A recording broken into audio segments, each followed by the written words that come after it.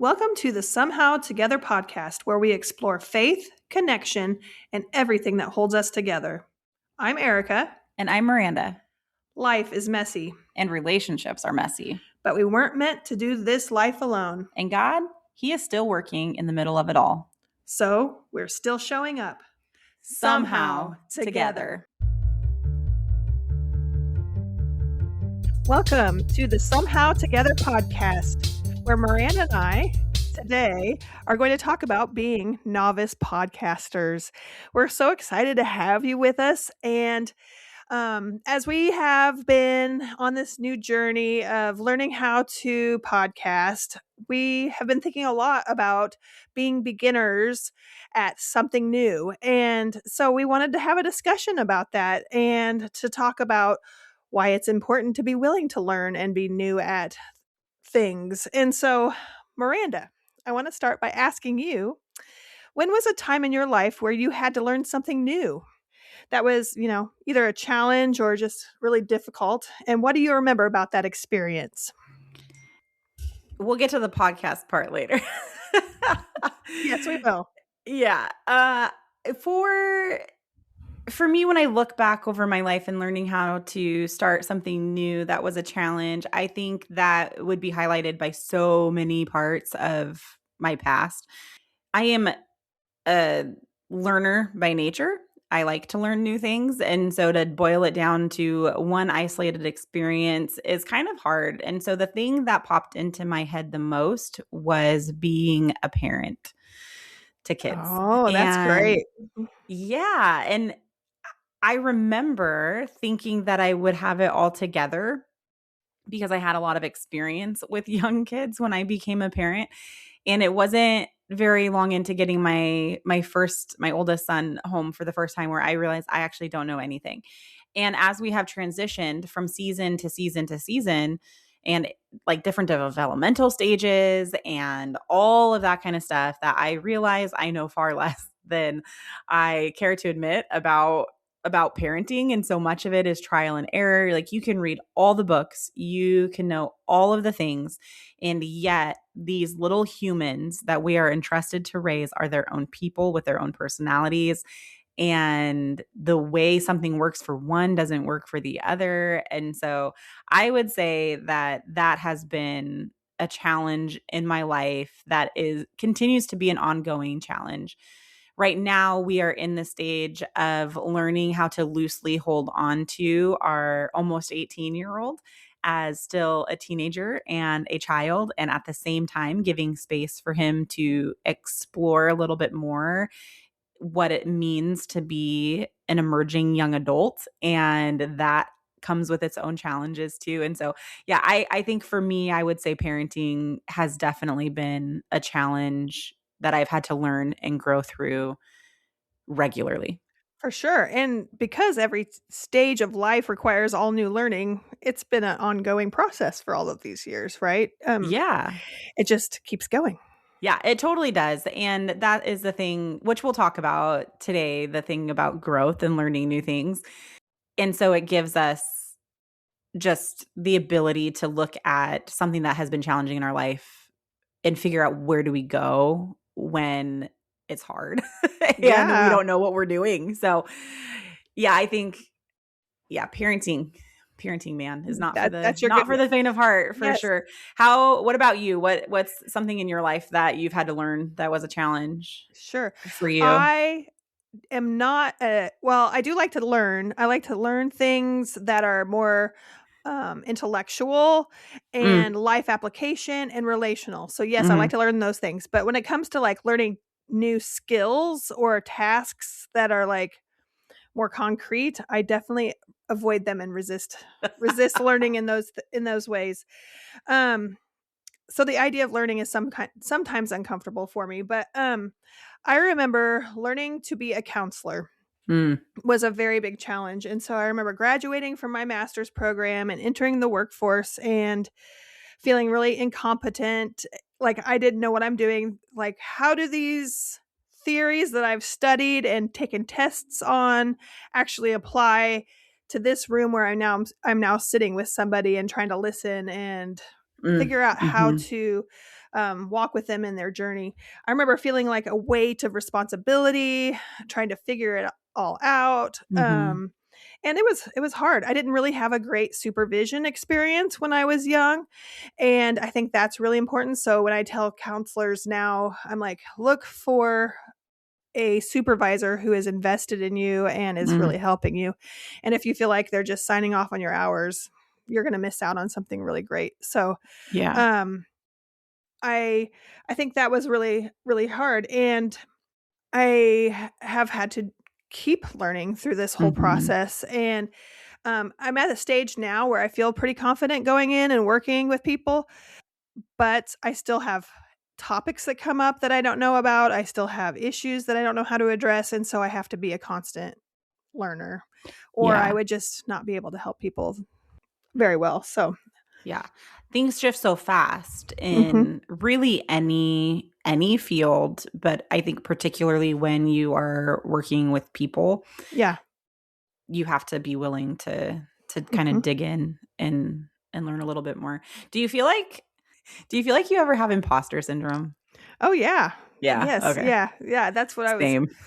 And I remember when I was really young, I felt it a lot. Feeling like I'm just trying to act like I know what I'm doing, trying to act Mhm. competent with all these doubts floating around in the back of my head. So, for sure. It's hard. It's hard when you're learning something new, especially something in a new career field Or hobby. or even a hobby like podcasting, right? So, and I'm so different than my husband. So Jason will read an instruction manual from start to finish, and he will like tackle something, and he tries to educate himself about things, and I'm kind of like, I'll figure it out as I go. I need to find a YouTube video that tells me how to do this because I'm not going to read an instruction manual on anything. Mhm. I do like to read books, but I even prefer audio learning in books. And so, Yeah. like instructions are hard for me. But yeah, he will just tackle things very differently than I do, and he's willing to learn Yeah. that way. But do you like to listen, or do you like to? Will you read an instruction manual? Oh, yeah. I'm definitely more of a reader. When Okay. I actually really struggle with audiobooks. I think Hmm. because I just check I check out when it's only audio input. Okay.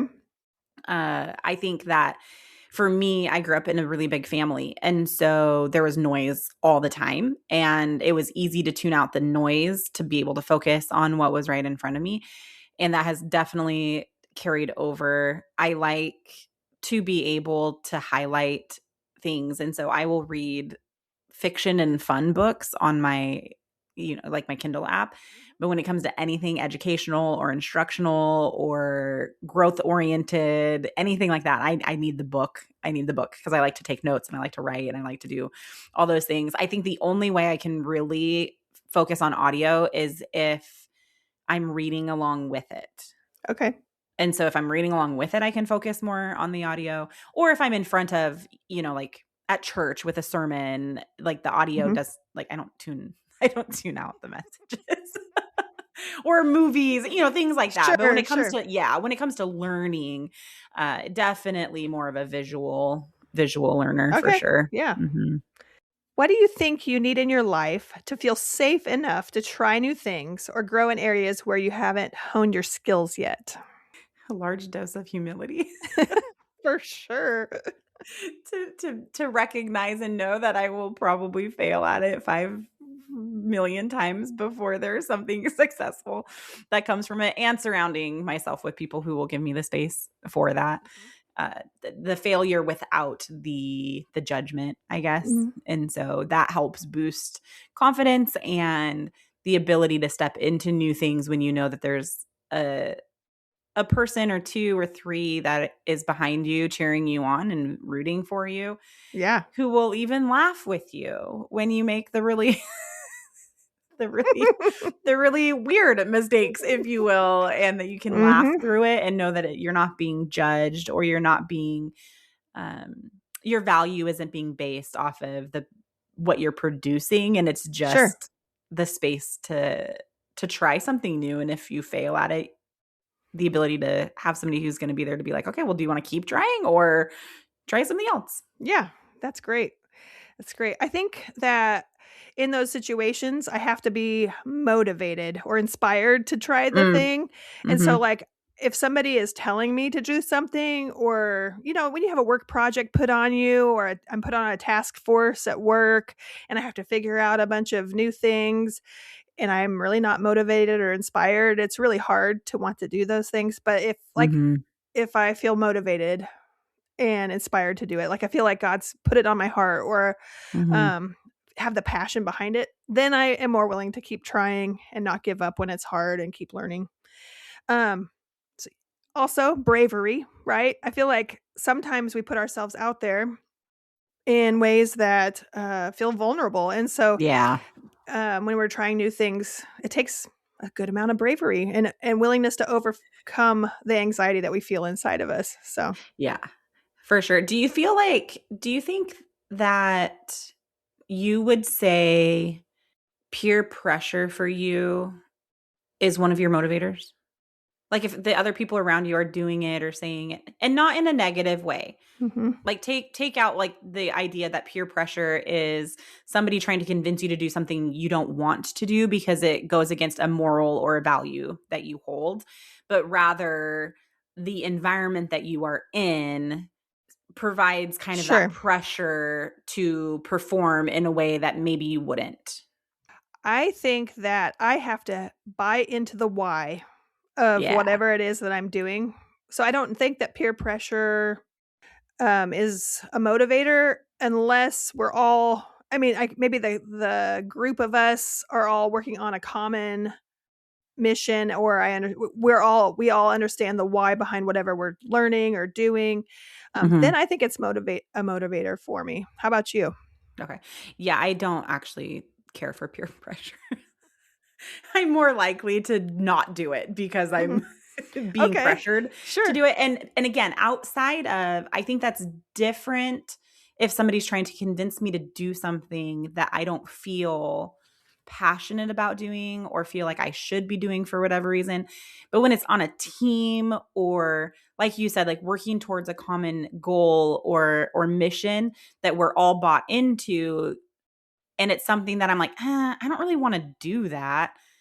I'm more likely to end up doing it because of where it gets us and not necessarily because it's the task or the ask of me. Okay. But if it's just pressure for pressure's sake, I kind of buck the system a Sure. little bit. And I've always Sure. kind of been that Yeah. way. I'm like, no, Yeah. you can't make me. Mhm.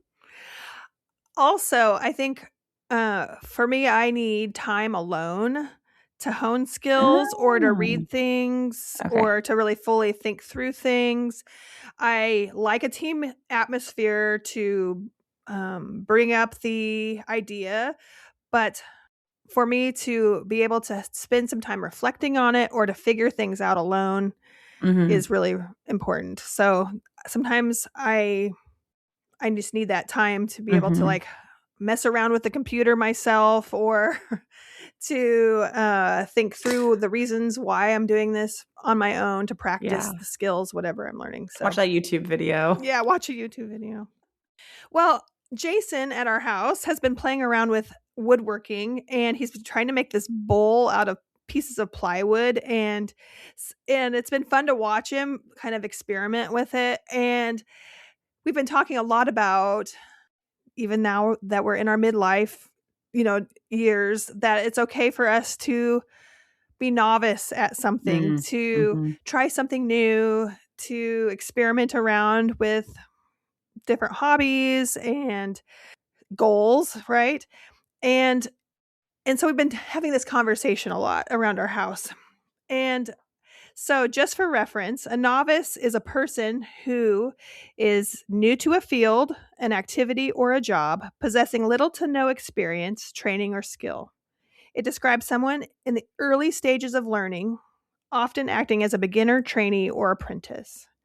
And I love this definition's emphasis on being new to learning in a certain area. That concept of learning, it's okay to be new to learning, right? Mhm. They say that it takes 10,000 hours to become an expert in any one area, which I'm like, that's crazy, right? That's so much time. That's so much time. So therefore, we are all on this journey of learning for most of our life in Yeah. most areas of our life, right? Um, what do you think about being a novice podcaster? Is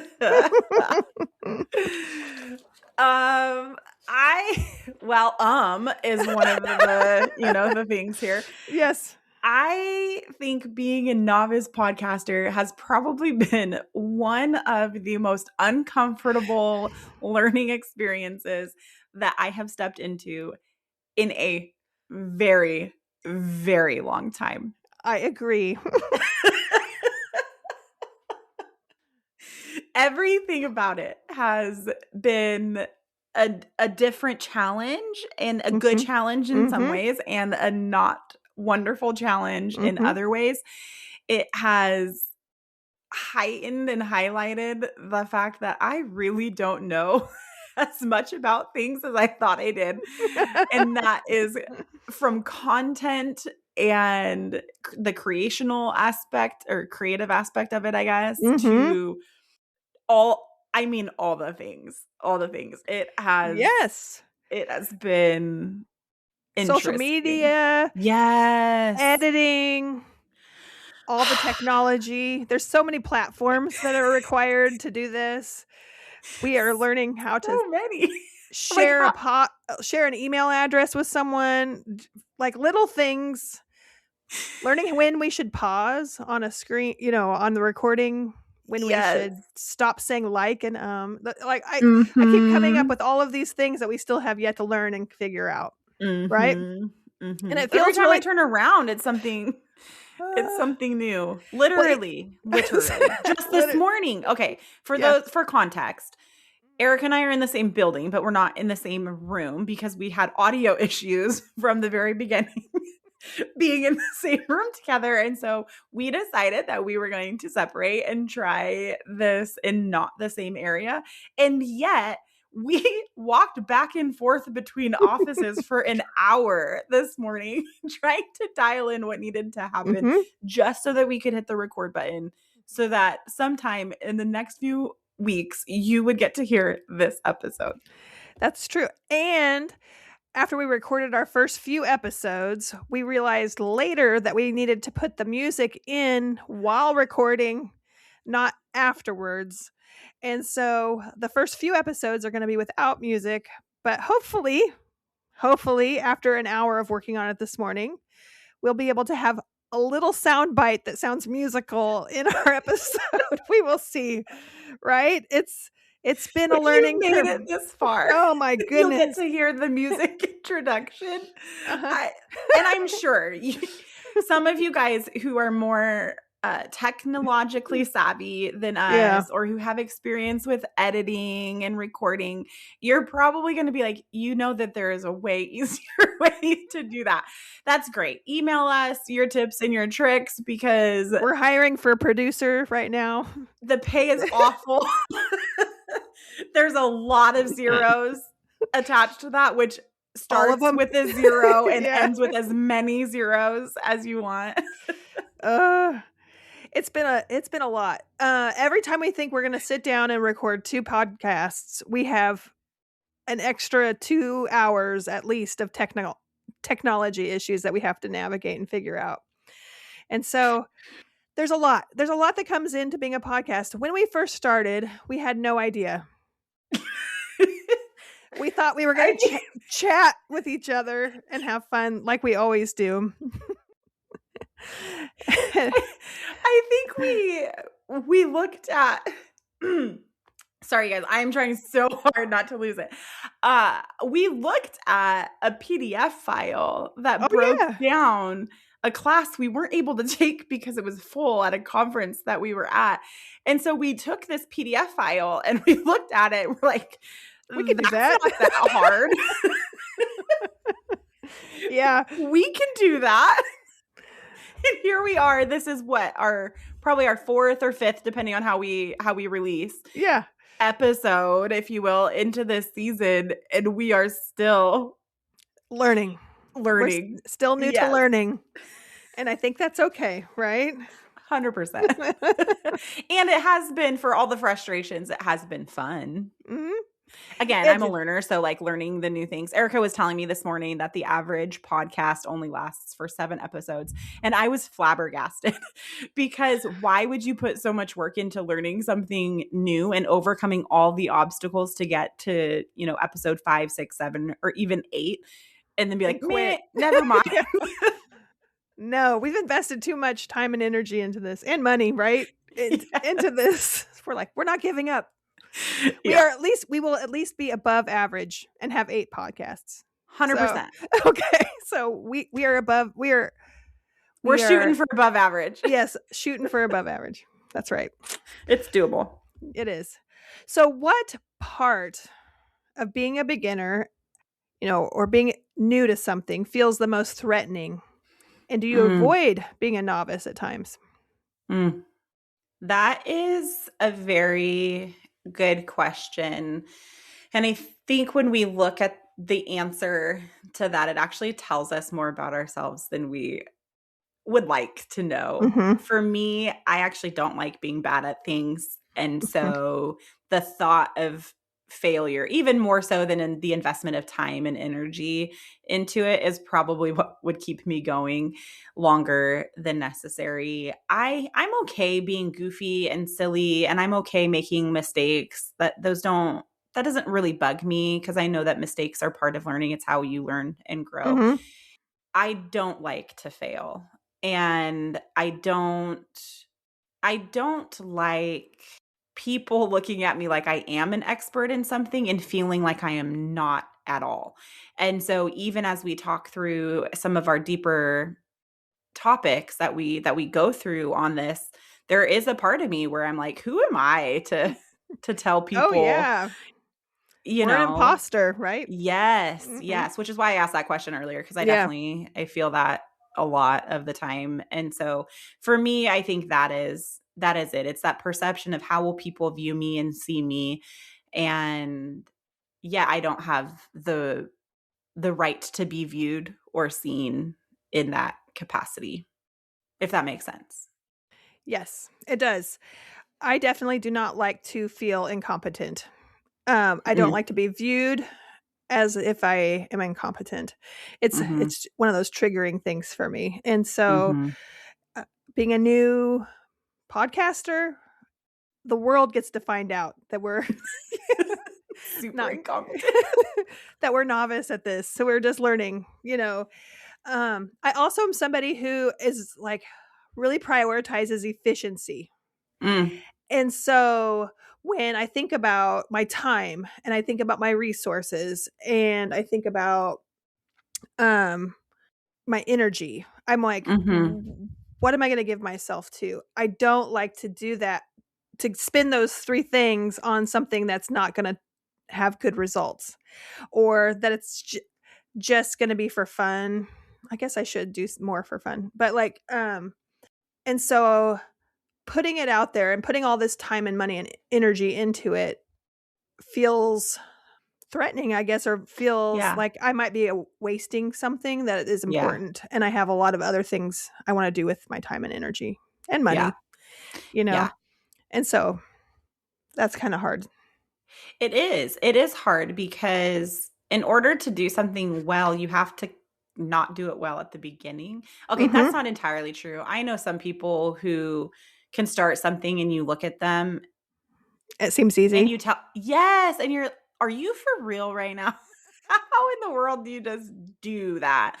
And so I do get that for some things and for some people, the beginning part is easy for them.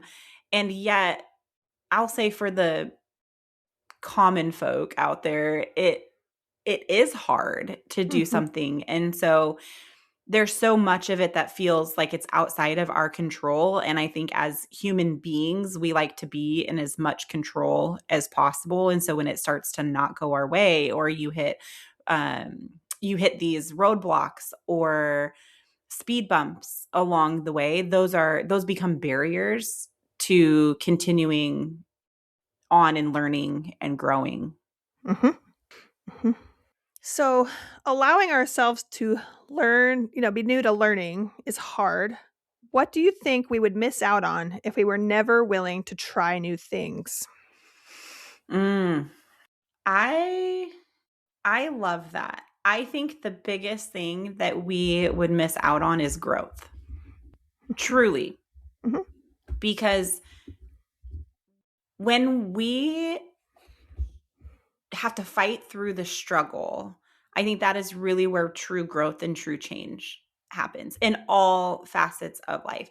I even think of my faith journey Mhm. and how many times I came out stronger through what I would say is maybe not crisis of faith, but those really hard points where I had to struggle through something with the Lord and the formation that happened through that and on the other side of that is something that I would not trade in the world. Mhm. And so I think really when we don't allow ourselves to be beginners at things, when we don't allow ourselves to try something new, when we don't allow ourselves to fail at something, we miss out on what can happen in us and through us when we persevere and push through. Yes, I love that. Yeah, and I think that is I'm motivated to grow, right? And so Yeah. I definitely don't love the novice feeling, but I do love growing. And so it's Mhm. sometimes we grow through trial and error. Yeah.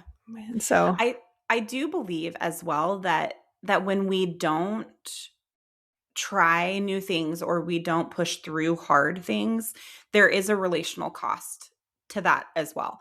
sure. Because if we don't try new things and we're not willing to learn how to kind of flex and bend a little bit, we become too rigid in who we are and what we do or don't do. And when we become too rigid people are just really hard to grow with. And so there is this aspect of relationship that happens when we allow ourselves to navigate and try new things, even within the context of community and each other. Because when you are so rigid in what you do and how you see things or view things, it's really hard to be in community with other people. I agree. Also, I think that anxiety grows the more Mm, we avoid things that are hard. mhm, And I mean, it's how the anxiety avoidance cycle works. I educate people on that all the time in mhm. therapy. Um, and if we are always working to avoid the uncomfortable things, Yes. our anxiety is actually going to grow, and then it makes it harder to try the next new thing, Mhm. and we end up isolating and having a lot of other struggles that are Yeah. compounded. And so just because somebody is out there trying something new doesn't mean they're not afraid, right? It doesn't mean that they Mhm. have no anxiety about it or no um, nervous gut about sitting Mhm. in front of a microphone, right? But the fact that we face it and try to grow through it Yeah. helps and overcome that anxiety helps the anxiety uh, to be less overwhelming. I think so. Yeah. I think you've said it before in a way that I have really loved, and if I miss I'm not gonna quote you Sure, because I don't sure. exactly remember, but if I misspeak, feel free to correct me. But you and I have talked a lot about the role that anxiety plays in the lives of Hmm. people and how it seems like right now in the culture we live in, the desire to alleviate all discomfort in order to alleviate anxiety is what people are trying to strive for. And Sure, yet, being able to navigate and work through that discomfort is actually what then helps us navigate and deal with and cope more healthily with the anxiety when it pops up. correct. Yes, that's exactly how it works. When we avoid, anxiety grows. When we face it, we feel better. Anxiety is in check. We learn to manage it Yeah. Which is in most crazy because situations. it's so and it's the opposite of what you think you would have to do. Correct. And so we actually have to do the thing that we think will cause us even more Anxiety. anxiety or hardship. Yes. And yet in doing so, we actually alleviate a lot of the anxious responses that we Yes. have Mhm. when discomfort and Mhm. uncomfortable situations pop up. Yeah. And when I think through the years of, like, what I would have missed out on if I would have listened to my anxiety, um, Mhm. I think that I would have missed out on a lot of learning opportunities in the church. Mhm. I think I remember one year, this is in my old church, that I helped co-lead VBS, and it was huge, and it was made me anxious, and it was overwhelming, but I did it, and I learned so much through that process, and I got to see the Mhm. blessings that came from that. I've tried speaking on the stage before, in our churches, and that's my watch. Literally, the last time I did it, my watch was like, "Your heart rate is up. Your heart rate is up." And I'm like, it was because I was anxious. I had to get up and talk in front of people, but Yeah. uh, by facing those things that make you nervous, sometimes you end up benefiting and growing and receiving some of the best blessings of your life, right? I Mhm. would be really sad to not be where I'm at today in ministry if because if I would have listened to my anxiety and kind of hung out by myself in my house. So, Yeah, 100%. yeah. Um, so how can we encourage each other as we talk about, like, we are still new to this podcast journey, right? We're novice podcasters. How can we encourage each other as we're still new to this learning process? And how can we make it safe for each other to grow? I think it's what we've kind of already talked through and about. One, Mhm. if we know what the other person needs, which we talked about, how to create the space for each of us to thrive as we learn something new, and podcasting falls into something new.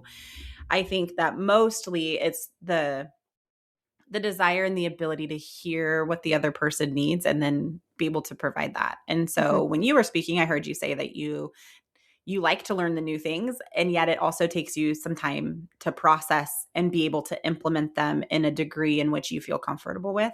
And so to make it safe for you to be able to grow in this particular sense would be to make sure that there is space for you to be able to process. So if I'm hosting and driving conversation and questions with you, giving them to you the night before we're supposed to record is probably going to feel very uncomfortable for you and feel almost like I'm setting you up for failure, instead of getting them to you early enough for you to be able to process through and think through the answers, or at least the impressions that you want to share. And so when we are encouraging each other in things to learn how to grow and do new things, I think learning what works best for the individual people is important. And again, I will say it, creating the safe space without judgment. It is okay to not do well. It is okay Mhm. to fail. It is okay to think you are doing something well, only to find out that you are not. And so to create a space where there is encouragement and not judgment, I think is going to be incredibly important and vital for people to have the space to learn and to Yeah, grow and to ask the questions that they feel like they need to ask, and to provide a space where you can show up and not feel like you have to be perfect. that's great. As we embrace this learning process, I appreciate that you're willing to laugh at me, and I don't feel like you're making fun of me, but we're just laughing at the fact that we use the word too often, or like, or take pauses in the weirdest spots, Or laugh too loud, yeah, laugh or too loud. Whatever it is, right? breathe too heavy.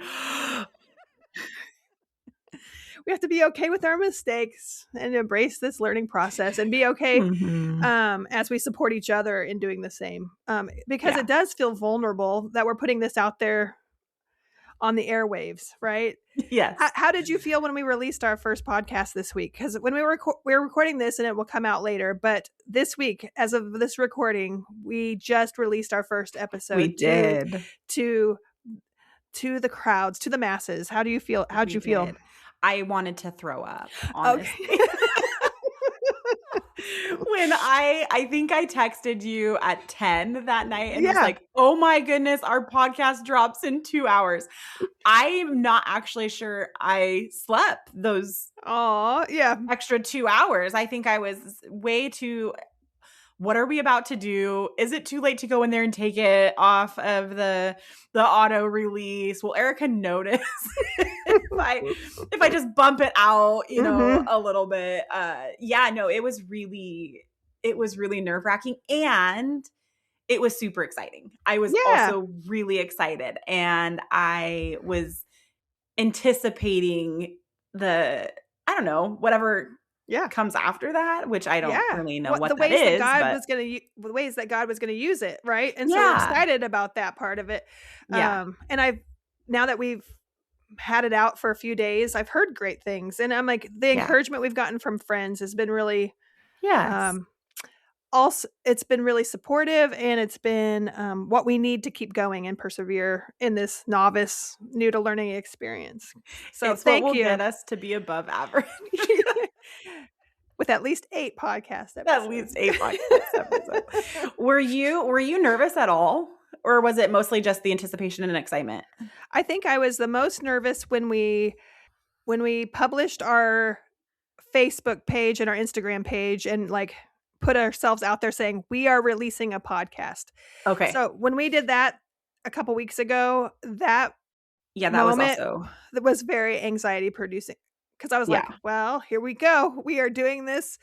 And there were literally, like, 15 steps we still had to figure out before our release date between the Mhm. time we put it out there to the world that we were going to have a podcast Mhm. and actually releasing it. So, I Okay, think and that even now, we're still having issues with the social media platforms and oh, yeah. cross-posting and access and Yes. all the fun S fun things. so I think that that made me the most anxious, so I sat with it then a little bit more than I had to when we the night before we released it. I did have the thought, "Oh, it's gonna come out tomorrow. I wonder what's gonna happen," but at that point, I was like, "The world knows it's coming, so here it comes," you know? Interesting. I think I went more towards, well, the world knows it's coming, but we can also always say that we have to delay it for whatever reason. Yeah. So it didn't hit real until Uh-huh. until it Trying went live. to get YouTube to work with me on our distribution Mm, platform was took a 3-day process, and it literally happened around 9 p.m. the night before our podcast came out. So, it was, like, one of the things I was like, God's like, "You got this. Alright." one So of the few things that actually went well.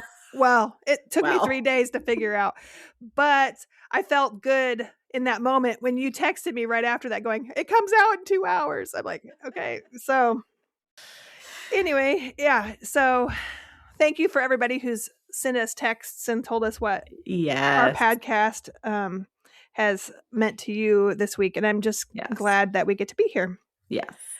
Um, so as we think about being a novice or being new to learning, what do you think the scriptures teach us about doing things for the first time or about learning?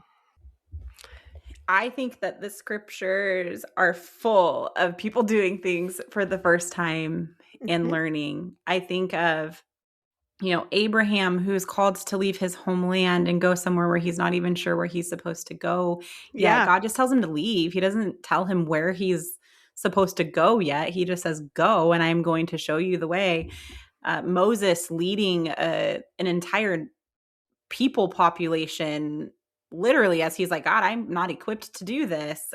Peter stepping, not even Peter, just stepping out of the boat onto the water and trusting that he's not going to sink, but Peter stepping out of the boat to go follow Jesus. Like Yeah. it's all through scripture. You look at any of the disciples really, and following Jesus was a step in learning something new. In fact, not just learning something new, but they had to actually relearn some of the truths that they had grown up with as young Jewish men. And for them to learn what it meant like to follow this Jesus guy went so far against everything that they would have culturally known at the Mhm. time. And so everything that they were asked to do and everything that they experienced under the leadership of Jesus would have been new for Yeah. them.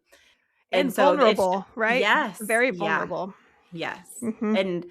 And so I think that there are so many places throughout scripture where we see people stepping into doing something new or doing something challenging or not believing that they are equipped to be able to do what it is that they are going to try. And yet Jesus meets them there every time, Yeah. every single time. Yes. Thankfully. Thankfully, we have the Holy Spirit that walks with us as we take steps of obedience, right? And we keep trying to Mhm. learn and do the difficult things. In Proverbs, there's a lot of verses about learning. I And was one of just going to say it's that. like Proverbs 18:15 says, intelligent people are always ready to learn. Their ears are open for knowledge. And then in the Psalms, it talks about, show me your ways, Lord. Teach me your paths, right? Mhm. We we are always learning. We're always trying to figure out what is it that God's wanting us to what is it that God wants us to do next? What's our next Yeah. steps? What does he have for me? Yeah. And when we ask those questions, there is this element of discernment and wisdom that we are trying to press into. And when you brought up Proverbs, that's what I was thinking. I'm like, man, Proverbs constantly ties wisdom to learning and even correction. So recognizing Sure. when you have even stepped out of alignment with wisdom and into what Proverbs calls folly, and then being able to course correct back into that learning and that wisdom. And so much of that learning is also listening and being able to follow where God is leading as well. But Proverbs constantly ties wisdom back to learning, understanding, and even correction. So That's great. Yes. So since we know that learning is biblical, what would happen to our relationships or in our churches if we stopped trying to learn new skills? we would get stale and stagnant. Just like as people we would get rigid, so would our churches. I think we would default to things. I mean, I've heard it said this way, and I know being in churches as a pastor's wife and leader, you have also heard it, but this is the way we've always done it. Yes. I've heard that a lot. Yeah. So many times. And so we would stop adapting to each other as we grow. We would rely on old patterns that may not be healthy. I think that misunderstandings would increase, communication would decrease in clarity. We would lose the ability to reach new people because if we're so set in our ways and doing things the way that we've always done them, are we actually cultivating an environment that is invitational to people who are seeking Jesus? Leaders would burn out. Yes. People would feel unseen because we're not learning and growing and how to care for them. I mean, there's so many, I know. so many ways I I know. think that I that was would happen. I was trying to envision what it would be like to have a church without like a leadership pipeline. You Mm. know, as Mhm. we invest in our youth, our young adults, Mhm. and we allow them to try things and to hone their skills and experiment around with where their giftings are, we Mhm. get to watch them grow they take over certain ministries and they start to step into roles, right? And it's very helpful. And it's just the church runs that way. Mhm. And it's exciting to see. It's a great process. And so from a leadership standpoint, I was trying to think, what would it look like if we didn't have a leadership pipeline? What would it look like if we didn't have people trying to step into their gifts? And I was like, we'd Mhm. have to pay people to do everything. It'd be like paid staff that were just they would be doing all the jobs. Like, Mhm. I mean, it's not even feasible. The church would collapse, right? No. Yeah. Yeah. And so, we'd also miss out on, living out our own giftings. And Yes. God's given us things that we're good at, and Yep. he has plans for us, and so we'd miss out on getting to live that out if we stopped learning. Mhm. And we'd stop making friends because relationships require a lot of learning. They do. And, and I kind of wonder if that's why we are where we are as a society in this like loneliness epidemic, because Mm, people have stopped trying to learn how to be a friend. mhm. We do it in elementary school, I and know. So then easy. yeah, so easy. And then as we age, middle school makes it awkward, and then people start listening to their anxiety instead of like putting themselves out there relationally. And as young adults and as adults that are middle aged and on, we end up pulling away and becoming isolated Mhm. and disconnected. And I think our phones have made it way worse. We think we're falsely Oh, connected yeah. with people. Yep. And so people don't even make it the effort anymore. But anyway, I think part of it's just our unwillingness to try and learn how to be a Mhm. friend anymore. Mhm. So, how can churches or pastors create safe spaces for us to learn these new skills that we need? I think that there's quite a few ways, and I'll try not to get too Preachy? too preachy about it maybe. I think one of the things that we can do right out the gate is, which is going to be countercultural to our talk about pushing through difficult things, but I think initially creating some low risk environments in which people can serve and kind of get a sense of confidence as Hmm. they step into serving and leadership. I think that when we give them the opportunity to try something without the high pressure to whatever that outcome needs to be, we can equip them with the confidence that they need to be able to then go out and do and live out what it is that they are being called to do.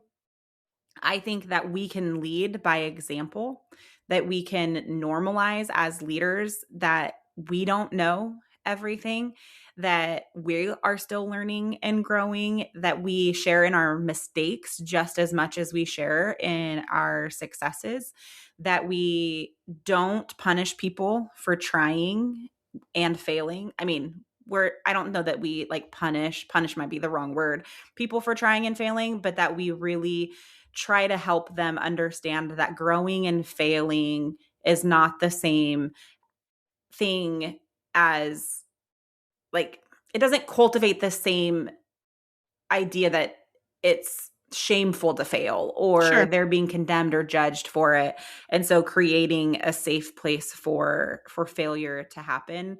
And that happens, I think, best when we start to celebrate some of the effort and not necessarily the outcomes with people. I also really do think that setting people up for success in serving and creating safety for people to try new things is when we as leaders in churches are clear in what next steps look like for them, whether that is, here's how we can help you in your next steps in your faith journey, here's how we can help support you as you do X, Y, and Z. Oh, you want to be able to lead this ministry or start this ministry, here's what this actually looks like, instead of, oh, you want to be a small group leader? Sure, go be a small group leader, start your small group, have fun.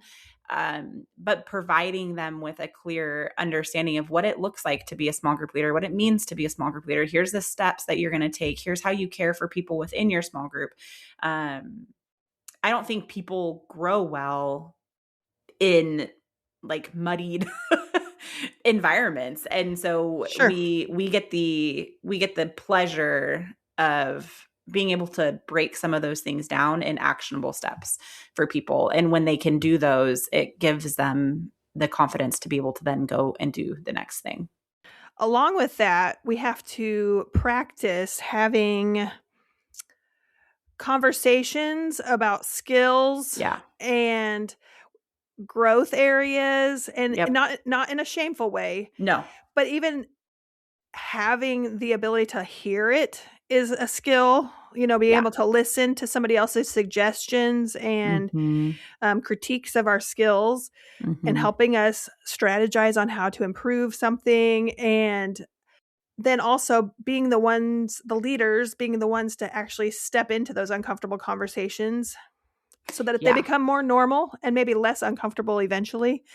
But it's those are hard conversations, but they also are empowering conversations, right? When somebody I believes think in you so. enough to take the time to teach you how to do something better.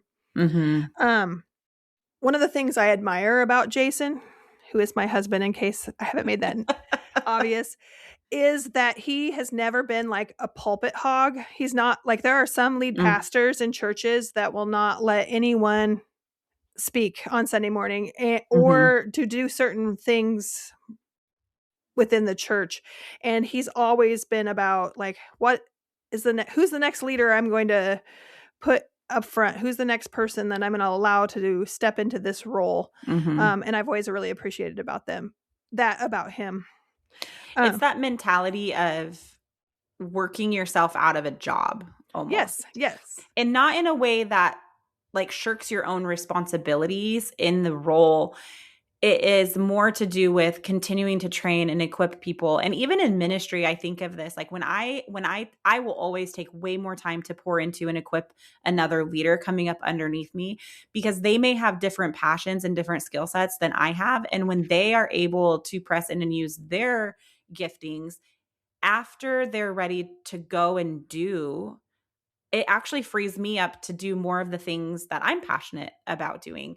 Hmm. And I never feel as if I'm giving part of my ministry away to other people to be able to participate in. I honestly feel like I'm broadening the scope of what ministry looks like, not just for me, but for other people as Hmm. well.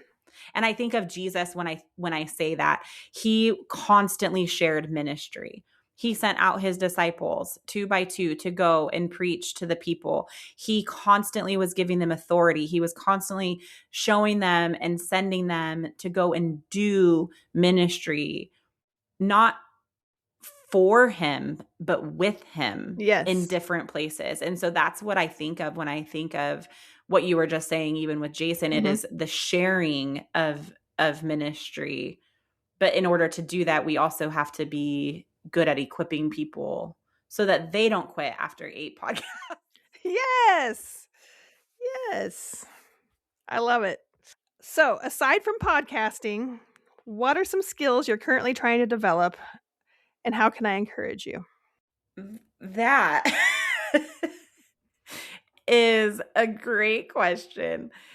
This feels like I enough right now, doesn't it? I know. I think podcasting is definitely one of them. Another, I'm not sure skills is Mhm. maybe the right, maybe because it's relational skills and it's Uh-huh. community skills and it's all the peopling skills. But being able to learn what it looks like again to recreate community when there's not a very strong foundation for it. So not to like push into moving again, Mhm. but that is a very real reality that I am facing. And I think even opposite from now coming in as a place like as a leader, nobody will even see me or know me that way. And so learning what's that book called, Erica, that is like learning to lead when you're not in charge? Yep, that's Is exactly that the it. name of Yep. it? Mhm. Yeah, I need to learn to do that. Okay. Yep. And not just like that sounds kind of arrogant to say. I am a natural leader and I have been for a long time. And so moving into spaces and giving myself the freedom to not feel like I have to step into more than I'm ready for in a new place, in a Sure. new environment. That will be hard. Sure. Well, we will continue talking through that process, so I will do my Yes. best to encourage you in that. Yes. Right now I am learning a new therapy modality. I don't know if that's Ooh. the right word and or a way to think of therapy and went through a 6-week course and it took me, I don't know, 3 months to get through it, but Yeah. I'm getting through it and trying all these new tools and techniques with Cool. people, and so that's fun. It's always risky when you pull out a new metaphor or a new Mhm. strategy because you don't know if people are going to be open to it or if you're explaining it very clearly or whatever. So that is something I'm working on. I also have started leading a small group, which I've led small groups for years, but I am leading it currently with a group of young adults. I love And it. right now it's just a bunch of young men who come. And so I pulled Jason in, so he's in there too. But we are working our way through John. And so there's not a formal study we're doing. We're literally just taking the scriptures, Mhm. looking at who Jesus is, figuring out what we believe. And the conversations are just a new kind of conversation. And Mhm. so I'm learning, and That's that's awesome. okay. Yeah. So keep praying with me, Yes. checking in on me. We've Yeah. got this. Laughing with me. That helps us, right? Yeah. All right. Well, this has been a good conversation, but before we end our conversation, we have the somehow together question of the day where we take our take a jar of questions, pull one out and ask the question of the day. And today's question is, what is something small that someone can do that shows that they really get you? I love receiving I don't even know how to put this. I thought about this and how to articulate this, and I don't even know how to do it. I love when somebody sees something, and it doesn't even have to be big. And so I'm not even saying like, go out and buy me this. But when they see anything that reminds them of me in any way, it could be a text, it could be a weird little random video, it could be like a weird little trinket of some sort, just something random and Mhm. weird that they're like, "Oh, Miranda would like this." Miranda, I And like they that. Uh-huh. yeah, and they send it to me because I Nice. do tend I we talk all the time about how much we like Mhm. to laugh and, Yeah. all that kind of stuff. And so it's not so much the tangible item that I can hold, it's the fact that they thought about me and sent me something to let me know that. I That love it. shows that they see me and they get me on some level, and they're able to encourage me in such a Mhm. weird and random way. Sure. Yeah. Yeah, I love yeah. that. I'm like, I don't know if that makes sense, but Yeah. it's weird and it's quirky, and I like weird and quirky things, so That's okay. it Yeah. works for me. Mhm. What about you? What is something small that someone can do that shows that they really get you? Oh, this is easy. They bring me a Diet Coke. It's it's it's best if it's from McDonald's because they have the best fountain drinks, but also I like Diet Coke, like a fountain drink with Pebble Ice from, like, 7-Eleven or somewhere like We're that getting too. real I specific. know, and I'm like, You're gonna show up with, like, 12 Diet Cokes with Pebble I Ice. know, I know. But people bring me Diet Cokes on a regular, and I just feel really seen, and I'm like, "Thank you very much." I have had somebody make me a Diet Coke can cake. I've had somebody Oh, make me, Christmas lights with Diet Coke cans, like, strung on the Christmas tree lights. yeah. And I've had, somebody give me a mask back when we were wearing that during COVID with Diet Coke Uh-huh. on it. People know that I like Diet Coke, and I feel very seen. So, Yeah, anyway, that's awesome. well, it's been a great conversation. So, somehow we're gonna keep learning somehow together. Thank you, everybody. We'll see you next time. Bye, guys. Thanks for spending time with us today. If this conversation resonated with you, please share it with someone you want to help feel a little less alone. And as you go through your week, ask yourself, where in my life do I need togetherness right now? Until next time, we are somehow together.